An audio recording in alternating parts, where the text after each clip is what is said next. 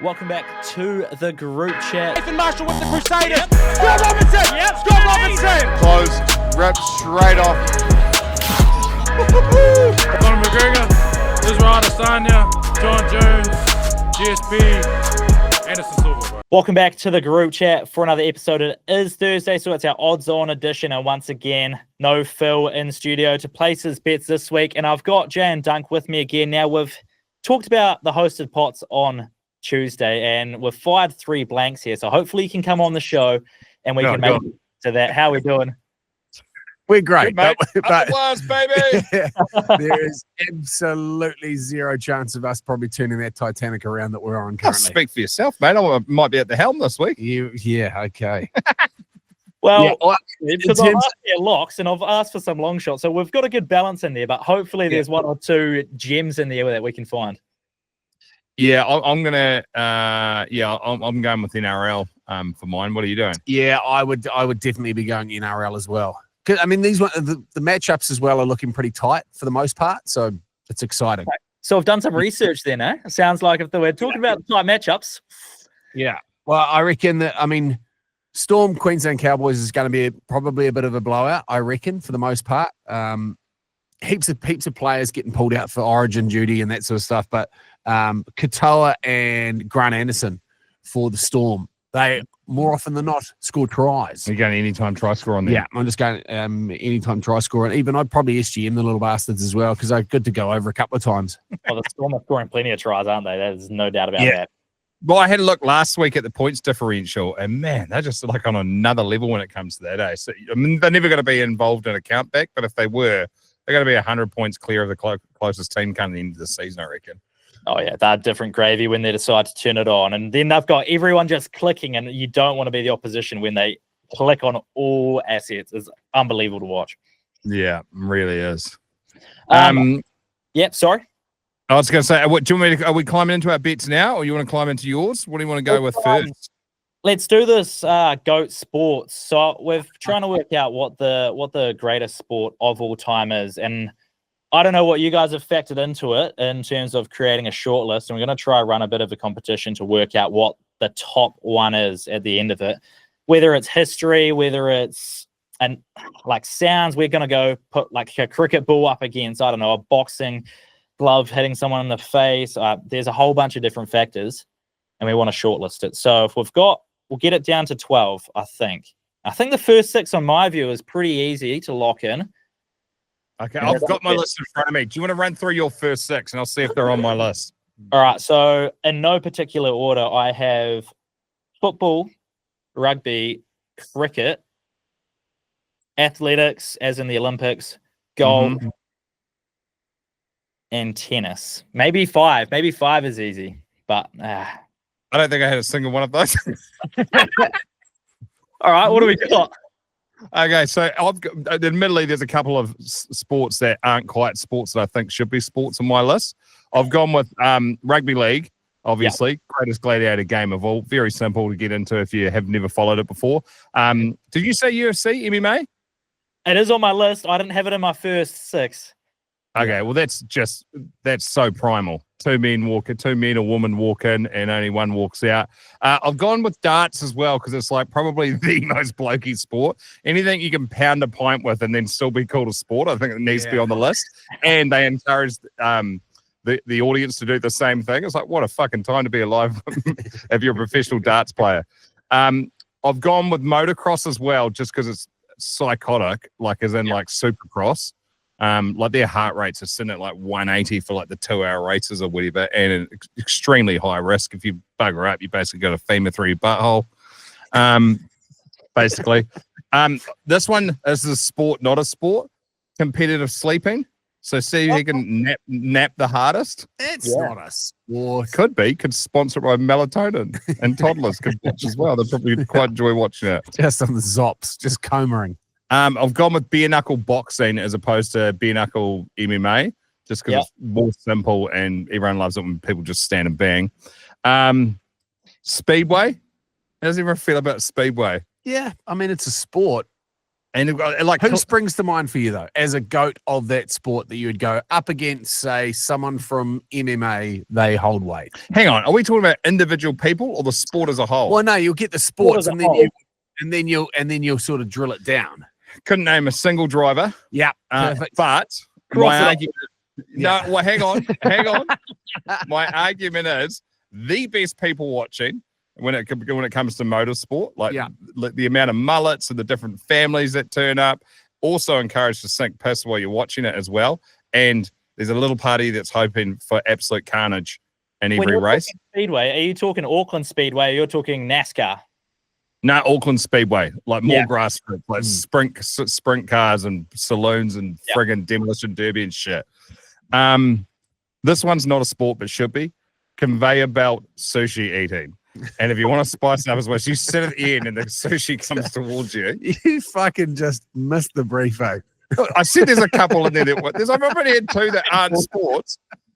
And to make it like a better a watch for the audience, the spice levels could go up in each piece of sushi. So you get to the end of like a chicken wing eating competition, like that level of spice. So even if you can fit a lot of pieces of sushi away, you're also in trouble when it becomes the fucking burning hot lava going through your nuck.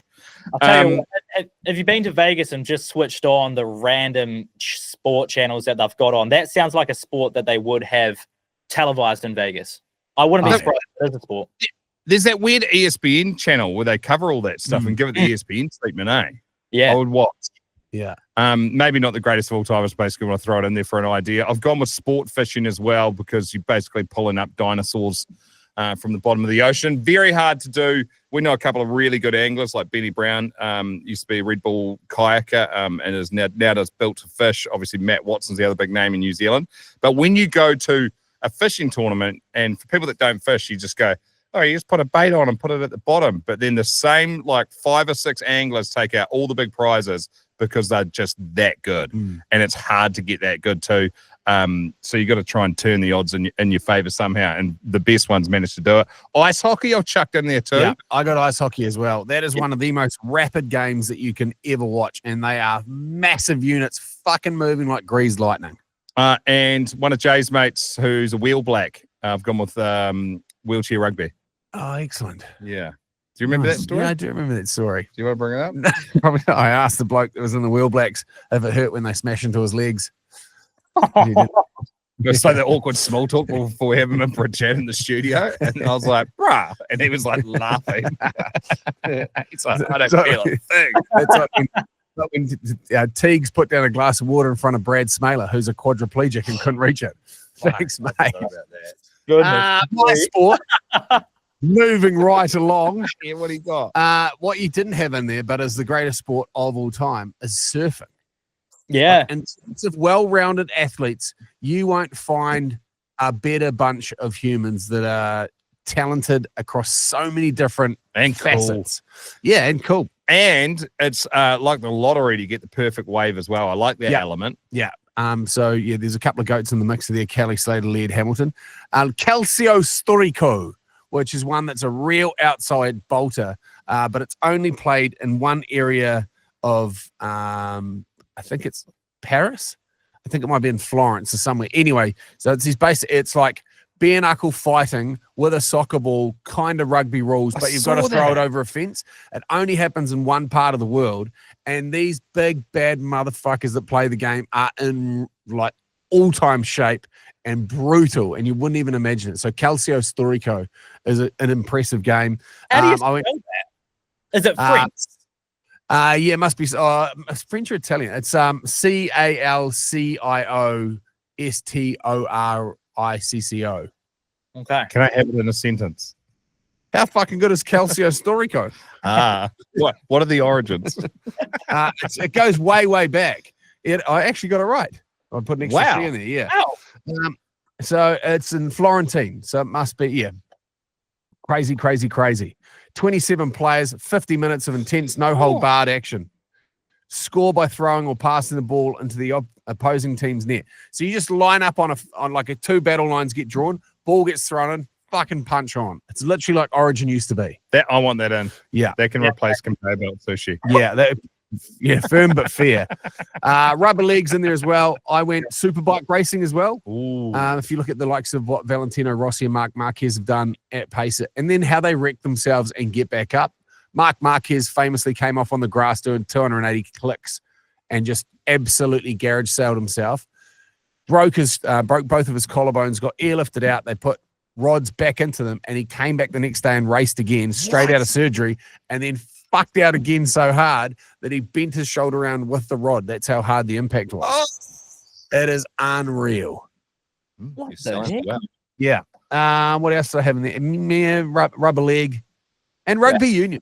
Rugby union. Yeah, I'm happy. Rugby union is a beautiful game. Played well. Amazing. Soccer football didn't feature for me. Tennis is boring as batshit. It's almost got to, though, because the amount, the hold it has on the globe. Pickleball. There's another late bolter. Pickleball. I'm big on pickleball. Big on pickleball. Is there any professional pickleball players? Yeah, so they've got like $1 million games that go down. What? They had Andre Agassi played $1 million game, not long ago. Mm-hmm. Patink. Amazing. It's great. I'm late to the party on that. Search up a competitive pickleball game and it will keep you entertained for about 20 minutes. Yeah. Okay. Pickle and I don't know paddle. if I'd make the top 12, but No. that surprises me. Good It's prize climbing money. quickly, though. Definitely climbing.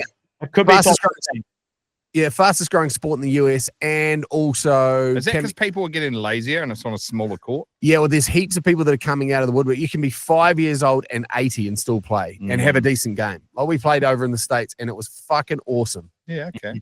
Yeah, I couldn't agree more. I love going down to my pickleball courts on a Sunday and having a whack around. Yeah. Which one are you using? Are you using the what one, College Rifles or something? No, down in Wellington. So I go out to Royal Wellington Golf Course, and they've put in 6 pickleball courts there. They replaced their 3 tennis courts with pickleball courts. And That's the other thing. You can put 4 pickleball courts onto a tennis court, standard tennis court size, and then you're playing 4. So instead of having 4 people on a tennis court, it becomes 16. So memberships go through the roof. Yeah. Way more games. It's great. Yeah, so I'm all for pickleball. Okay, so wait, we've got a load of sports there. I had ice hockey in there. I did have rugby league. I wanted to dabble in horse racing, basketball. I mean, do we want to settle on a 12, or should I just cut through all this and see if I can work it out? I reckon you go away. It'll take too long for us to go at all. But we've thrown some good ones out there. The horse racing thing's an interesting one. I was listening to another podcast yesterday. My mate does one called the Andy Rowe Show, and he had this, I guess, professional gambler on who's been around horse racing his whole life. And how's this for a yarn? Actually, should do it for a must listen on the radio show. He basically he lived at the racetrack from like the age of 12 or what. He was there 5 days a week, and he had an offsite. He was like a big outgoing American, loved sinking booze and getting into heaps of trouble, and then just had an offsider who also loved horse racing but was just an analytics pigs. And back there then in the late 80s, no one was crunching all the numbers like him. So they would be like, oh, there's a horse coming down to LA from New York. What of horses that have come from New York to LA and raced? What are the last 200 horses done? Is there any common themes in between the horses that have won, like that sort of level? Anyway, so they saw this this filly who was just massive for her size, and it blitzed everyone in its first race, and they decided they were going to put money on her. I think it was a 2-year-old at the time to race at the Kentucky Derby. And there's only ever been 1 or 2 fillies that have won the Kentucky Derby. And so they did this at the start of the year. Kentucky Derby says in October, like months out. And they found the best odds, and the odds were at a horse race track in Tijuana. And so this horse race track in Mexico, just across the border, had been around since like the early 1920s sort of thing. It used to be the place to go before Vegas. There was like day spas and just like heaps of clubs and mariachi bands. It was awesome. But anyway, long story short, the mayor of Tijuana gave it to his son, and the son sold it to one of the cartels. Classic. So they went down there and they put 25,000 US in 1998 on odds of 50 to 1, and then watched this horse just be a beast the whole year. And the chances of it getting to the Kentucky Derby is 1 in 40,000 every year anyway, because there's 40,000 horses that are born every year that go into racing in the States. So impossible. Thing goes to the Kentucky Derby. and it bloody well wins by a nose, basically. It was out in front by about 9 legs. And then so they are at Tijuana at the race course. There's 3,000 people there. And they're like, oh, now we've got to go and try and get $1,250,000 off the cartel who run the racetrack. And so they basically say, well, we're not prepared for this, so you need to come back. But they didn't want to go to the race course when it was when no one else is there, because they'll just get put in a bag. They'll just get the tickets taken. The ticket's still worth that. There's no way they're paying that out. Anyway, so they said come back a few days later. So they drove back home. They loaded this guy called Big John, who was just the most enormous human. No, he got a taxi down there. He went with his mate. They hired a super fast car, which was a Nissan 300 SX, is it? The twin turbo 2.5 liter thing. And they're like, if we get the money, we're just going to absolutely bolt. So Big John arrives and he's got a giant pink suitcase. And he's like, what the fuck is with the big suitcase? He's like, I figured out how big it was going to be, and it was the biggest one Mum had. So he's got a giant pink suitcase and 6 black rubbish bags full to put the money in. Anyway, they ended up getting paid. And they took some small, like karate Chinese lads with them as well. One of them was in charge of hiring some security, and all these tiny dudes turned up. He's like, "What the fuck is this?" He's like, "Oh no, they're really good fighters." A gang of ninjas. So they went down there and they actually ended up collecting not all of it, but some of it. And then as they were leaving, there was like a swarm of cartel, like henchmen looking dudes walking across the parking lot, and they went to go leave, and they're like, fuck, Big John taxied here. This is a 2-seater. What are we going to do? So they popped the top off the 300 ZX, which had one of those target top things or whatever you call them. Yeah. And then Big John gets in, Analytics Pig gets in, and then he reckon he floors it out of there at about 170 kilometers an hour and just bursts straight across the border and home. And he managed to bank, and he's been gambling ever since, those two together, and he's done pretty well. Yeah, crazy, eh? He's got a book out and stuff. The whole story is just incredible. See, this is the Andy Rowe show if you want to climb into it. Like, it's such an outrageous yarn, and there's more to it as well. Your asshole would be so tight. Oh my goodness. So in the lead up to the Kentucky Derby as well, there was a reporter that did one bad story on the racetrack, just saying it's fucking run down now or whatever. Gone. And then the head of security, 2 guys turned up to the office in the middle of daylight and just unleashed some semi-automatic weapons. And him and his offsider dove under the desk, and they both didn't get shot. And then were like, holy heck, sort of thing. And they tailed them back to the race course. And it ended up being the head of security for the race course, who was also in bed with the cartel and someone else. And so he goes and writes another story, and he's reversing out of his driveway, and they blew his head off with a shotgun and landed in the back seat. This is like a week out from the Kentucky Derby. They were like, oh God. So they were obviously super pumped when it won, but then they came to the realization that they're going to actually have to try and collect the money. So, moral of the story is Tijuana is an absolute vibe. Just don't bet at a track. Go for the spa. I've been there. You've been there, eh? Oh, we could hear. We used to stay in San Diego heaps, and you can hear the gunfire at night. I was like, "What's that noise?" It's like, "Oh, the machine guns in Tijuana." So when I went there, it was a cooling off period, and there wasn't heads on stakes and shit, because that's what happens when the cartels have turf wars. And I was up there, and there'd be like a Lamborghini that'd drive past this rickety ass road, and we'd be up on the second level of a bar. And behind it would be a donkey painted like a zebra towing a cat like a horse and cart thing. I was like, what is this place? That's where I got the ears pierced. It's a big night. Something to take home, a little memento. Yeah, exactly. Only I didn't remember doing it. I woke up in the morning, my head was stuck to the pillow. I couldn't figure out why. And then I was like, holy shit, I got my ears pierced. Good night. Wow. That is. Do you bring back the punting? Well, that was it was a bit of punting shit, loosely tied in. So horse racing, is it in or out? Yeah. Now, I was basing it off pedigree and history, and I guess I don't know. I'm just done after that. That is my idea.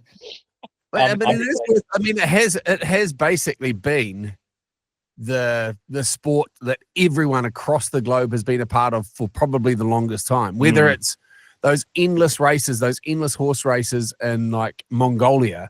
A mate of mine did one of these things. So you get 16 horses and you jump from one to one. You basically like grenade these horses, just run them at full tit until for like 10, explode and get on a new one. This one's broken. And then you go straight onto another one and they race across Mongolia. Wild. Yeah. I I feel like it's got to go in there. I just think it does. And obviously we're sports and racing here at Betcha, so we got to support the racing community, and we're going to chuck it in there, I think. Yeah, perfect. Right. All right, let's do some punting, but I really wanted to have a bet on the All Blacks. The lineup wasn't out while I was having a look, so we had no markets, but I thought I'd run you through the starting 15 very quickly.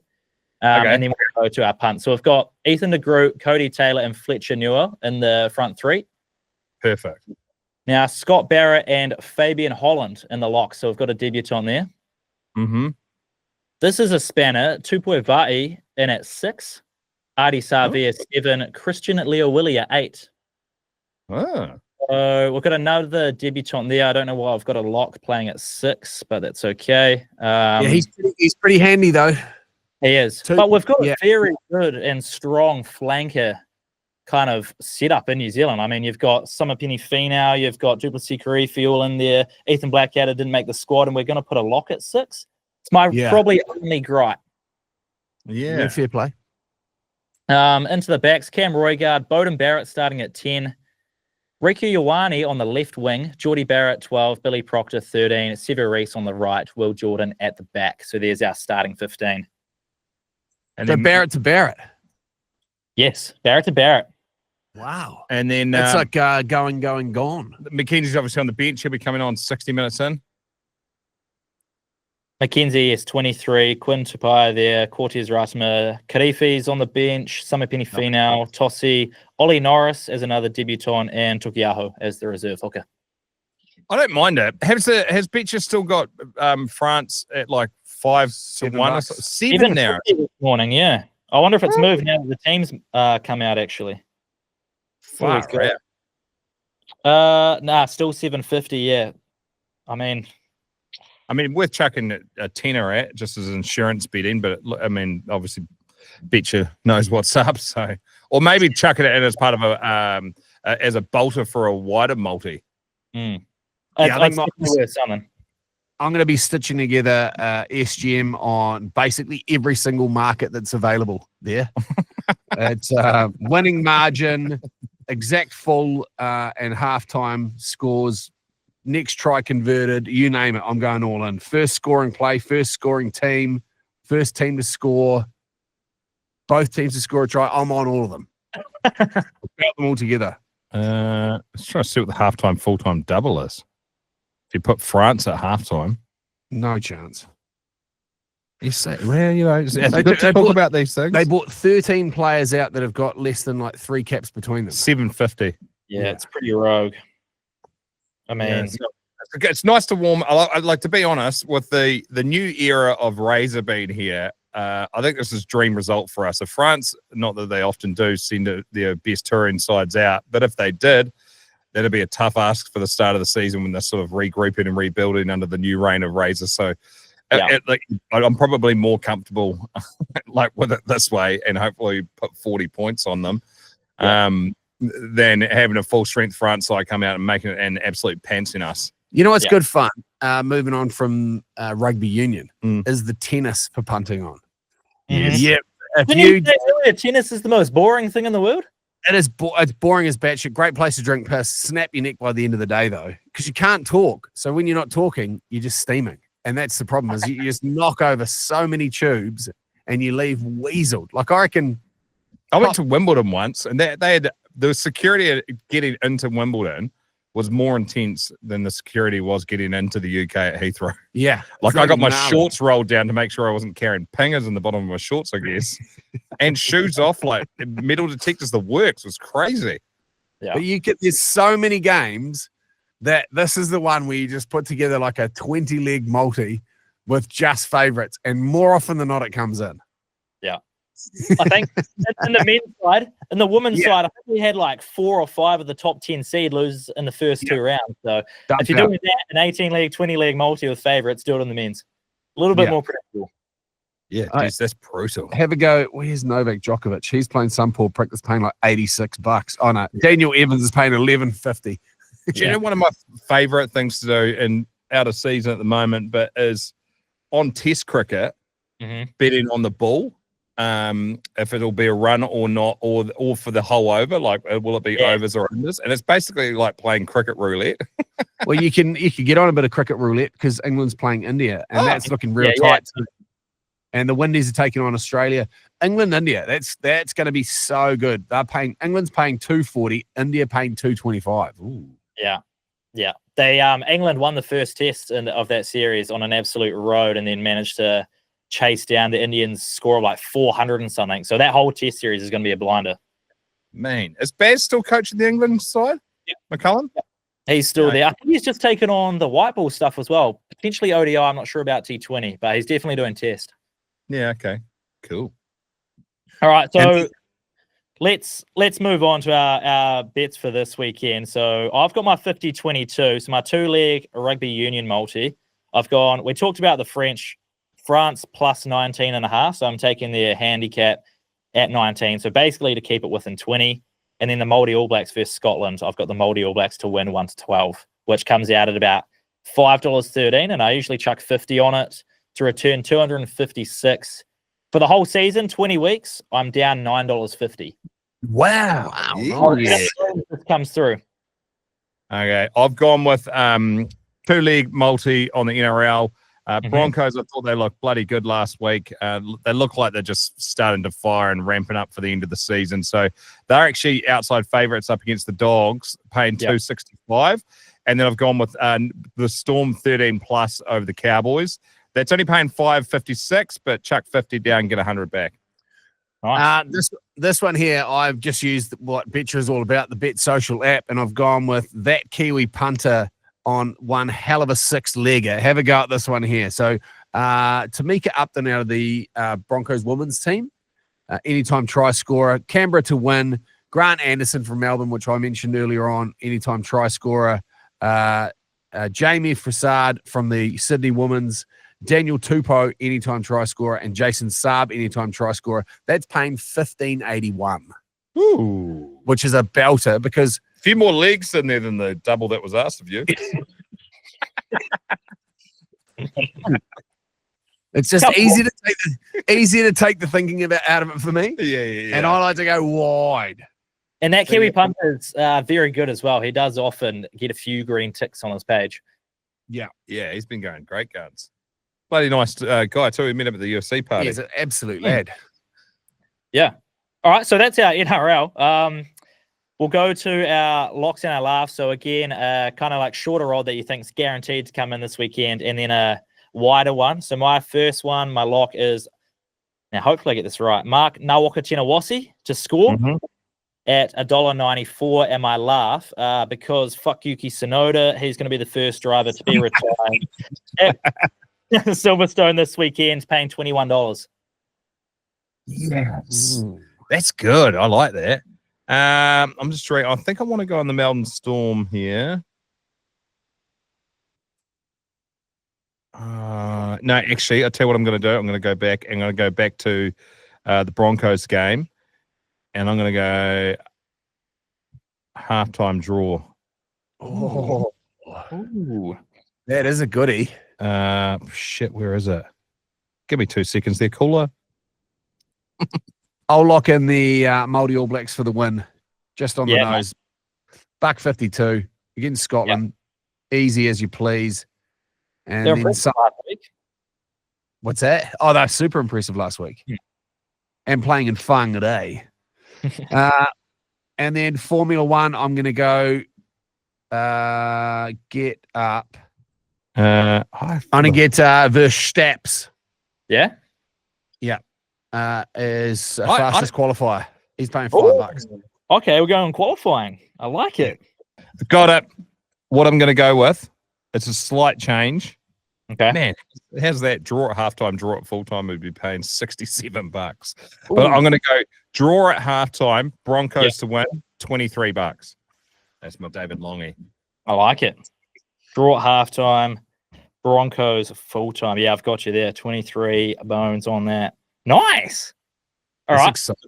Do you reckon, I reckon Max Verstappen's going to have a shitter this week? His head's all over the shop at the moment. There's all sorts of talks of him changing teams and That's why he needs to have a good one. He needs to go good. It kind of Right. looks like he's already left the season in the dust. Like when he crashed with Antonelli and he just gave him the old, "Nah, it's all right, everyone does," and he's walking off smiling. It doesn't look like he's got that fire in him at the moment.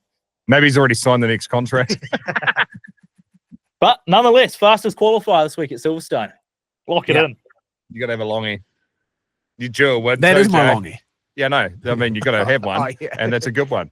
Yeah, I'm a little six. I'm like, sexy with the Kiwi punters. talking you out of it. You're like, that's the reason why the odds are long, you dickhead. And then moving on to the next one, I've been doing a ladder challenge, trying to turn $10 into 1,000, rolling over the bet. So $10 into 20, 20 to 40, and so on. You just keep topping it up. The closest I got was we had $250 on Auckland FC towards the back end of their season and lost it on that. So we're starting at $10 today. I've got three options. Liam Lawson to finish in the points. All Blacks versus France, over 55.5 total points in the game, or the Bunnies to beat Manly. Any preference on either of those three? AB's over 55, I reckon. That's what I'm vibing too. Yeah? Mm-hmm. All right, we'll kick that off. And with that, that's all our punting done, and we've got to the end of the show. Well done. Well, you can tell why we're absolutely dog shit at it, eh? What But, an absolute shambles. It's just great fun. Yeah. It is. We do it for, nothing other than that. My one comes in, 21 bucket long odds, and a few people jump on that. We'll be talking about that for weeks to come. Well, that's the thing. Yeah, you get the stories from it. It's all about stories with the punting. No one remembers the loser that got $1.07 come through. That's what Which the is ABs are paying to beat France, $1.07. It's actually it's ridiculous. But, some would argue that a 7% return on your investment in 1.5 hours is not actually quite that bad. Very well said. And with that, I think we'll leave it for that. If we are punting this weekend, have some fun. Do it responsibly. You can follow all our bets on our Bet Social profiles. They'll be on mine. Do you guys share all your bets or just your winners? No, I'm pretty good at absolutely leading lambs to slaughter. Yeah, no, you have to read through mine, man. There's a lot of grey. Yeah. I don't think there's any green in mine. So, all right, check it well, out. you can follow along on your guys' profiles as well. And I'll be back next Tuesday to review it all and see if we did get any of those longies in. Cheers, guys. GT, have a cracker. See you, brother man. See you.